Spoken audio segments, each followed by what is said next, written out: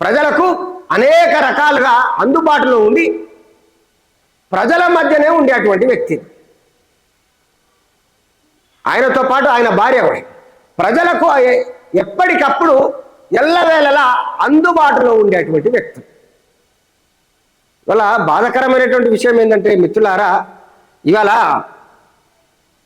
చాలా బాధాకరమైనటువంటి విషయం ఏంటంటే ఇట్లాంటి వాటి జరిగినప్పుడు నిజంగా ఈ దేశంలో కత్తులు, తలవార్లు, సుఫారీలు, గ్యాంగులు, ఇట్లా అనేక మంది మాఫియా కేటుగాళ్ళది ఇంకా కూడా ఇంత టెక్నాలజీ వచ్చిన తర్వాత, ఇంత సీసీ కెమెరాలు ఉన్న తర్వాత, ఇంత ఆధునికమైనటువంటి టెక్నాలజీ వచ్చిన తర్వాత ఇట్లాంటి నరహంతకులను, ఆ నరహంతకుల నుండి ఇట్లాంటి సామాన్యమైనటువంటి సామాజిక కార్యకర్తలను మనం కాపాడుకోలేకపోతున్నాం.